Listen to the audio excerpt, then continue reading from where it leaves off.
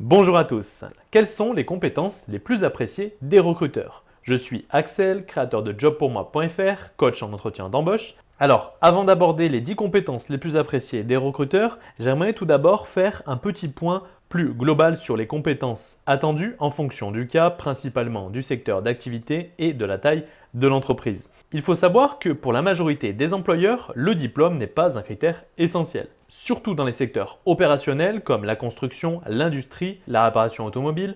Dans ces cas-là, ce seront plutôt les compétences techniques qui vont être importantes plutôt que celles liées au diplôme. Cela se vérifie aussi dans les secteurs où le poste amène à être en contact avec le public, comme l'hôtellerie, la restauration ou le commerce. Aussi, plus l'entreprise est petite et plus les employeurs considèrent le diplôme comme un élément secondaire. Alors, par contre, cela n'est pas vrai pour tout. En effet, pour certains domaines plus techniques comme la finance, la recherche et développement, la programmation, les secteurs d'activité scientifique, mais encore les domaines d'activité qui touchent directement au bien-être des personnes, avec notamment les soins médicaux par exemple, dans ces cas-là, des compétences sont attendues et le diplôme reste une valeur sûre. On en vient à ce qui nous intéresse. La plupart des employeurs accordent plus d'importance aux compétences comportementales qu'aux compétences techniques. Et dans cette vidéo, je vous ai listé les 10 compétences les plus appréciées des recruteurs. La recherche d'emploi est un moment difficile, alors donnez-vous toutes les chances pour trouver un emploi qui vous correspond rapidement. Pour cela, si vous souhaitez recevoir des conseils pour votre recherche d'emploi, des astuces pour décrocher plus d'entretiens ainsi qu'une liste de compétences à mentionner dans votre CV, il y a un lien dans la description, vous n'avez qu'à cliquer, saisir votre email et vous recevrez tout ce contenu gratuitement par email. Et pour ceux qui veulent aller plus loin, il y a des formations complètes pour trouver un emploi. C'est parti pour les 10 compétences les plus recherchées par les employeurs. La première, l'autonomie.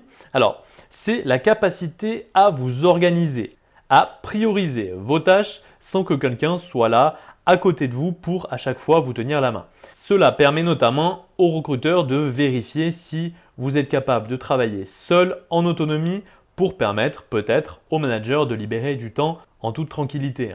Il vous donne une tâche à faire, vous la réalisez, vous êtes capable de travailler seul en toute autonomie. Deuxième compétence, la capacité d'adaptation. Alors, lorsqu'on parle d'adaptation en entretien d'embauche, il s'agit d'être capable de pouvoir travailler sur une nouvelle tâche, une nouvelle mission, votre capacité à vous adapter à un nouvel environnement de travail, à un changement d'équipe, un changement de manager, faire face en cas de migration de logiciels. D'un point de vue global, il s'agit d'être capable de vous adapter à une nouvelle situation dans l'entreprise. Troisième compétence, le sens des responsabilités, la fiabilité. Là, l'idée, c'est d'être moteur dans une situation donnée. Par exemple, d'être capable de prendre à sa charge la réalisation d'un dossier de A à Z. Exemple, vous êtes en RH et vous devez organiser une RIG, donc une réunion d'information générale, dans sa globalité. Quatrième compétence, le travail en équipe. Alors, en entreprise, lorsqu'on parle de travail en équipe, on évoque surtout la réalisation d'un projet commun. Le partage d'idées, la création de liens, la coopération, le fait que chaque membre d'une équipe doit connaître son rôle et ce qu'il peut apporter. En fait, au travers de cette compétence, le recruteur il souhaite savoir votre degré de communication.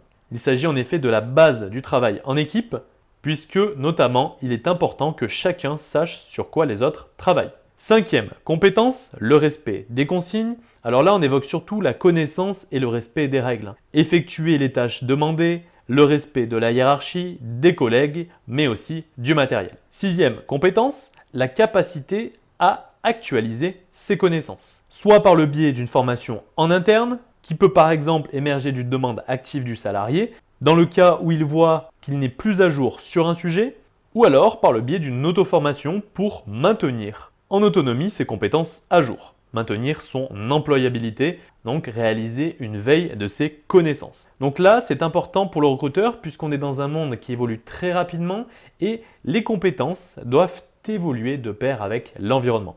Donc un recruteur qui sait qu'un candidat est capable de s'auto-former, de prendre du recul sur ses compétences et d'être en mesure de demander une formation dans le cas où il sent qu'il n'est plus à jour, eh bien ce type de candidat va être prisé des recruteurs. Septième compétence, le sens de la relation client. Alors cela implique une attitude souriante, connaissance des produits, fidélisation des clients, cerner leurs besoins, satisfaire leurs demandes. Évidemment, si votre interlocuteur vous pose cette question, cela indique que le service client est fondamental dans le poste visé.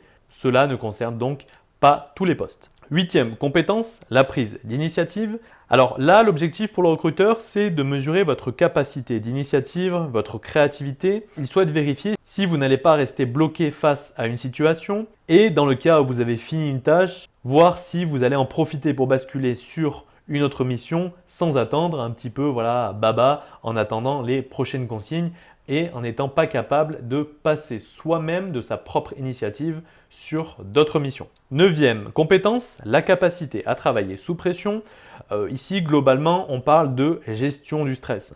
Alors attention, on ne parle pas d'un chef vous hurlant dessus toute la journée, auquel cas ce serait une entreprise à fuir de toute évidence, mais travailler sous pression signifie simplement travailler dans des temps bien définis. Quand un recruteur vous demande si vous êtes capable de travailler sous pression, il recherche avant tout une personne capable de rester calme, mais néanmoins réactive en cas de situation imprévue. En fait, il souhaite vérifier si vous n'allez pas rester dépassé par les événements et si vous allez proposer par exemple des alternatives. Pour résumer, on parle surtout de votre capacité à faire face à des situations ponctuelles un peu délicates. Dixième compétence, votre investissement personnel. Alors ici, le recruteur il souhaite sonder votre état d'esprit face à votre implication dans l'entreprise. À savoir, il se demande par exemple si, dans le cadre d'un projet ponctuel, est-ce que vous allez être capable de rester plus tard le soir, sur 2 ou 3 jours de la semaine par exemple, ou si on vous met sur un projet où vous n'avez pas encore les compétences requises, est-ce que vous allez prendre l'initiative de vous auto-former rapidement sur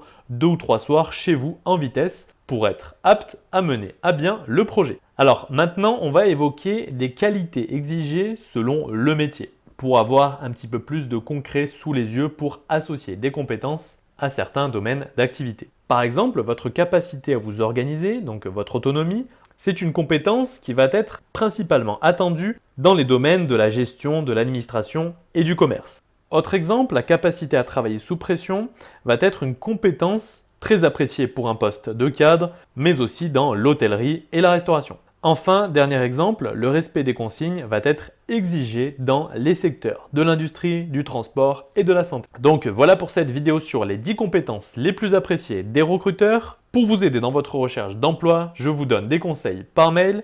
Pour les recevoir, il vous suffit de cliquer dans le lien dans la description, de renseigner votre mail et vous recevrez tous ces conseils gratuitement par email. Et pour ceux qui veulent aller plus loin, il y a des formations complètes pour trouver un emploi. Je suis Axel, créateur de jobpourmoi.fr, coach en entretien d'embauche. Je vous souhaite bon courage pour vos entretiens et je vous dis à bientôt.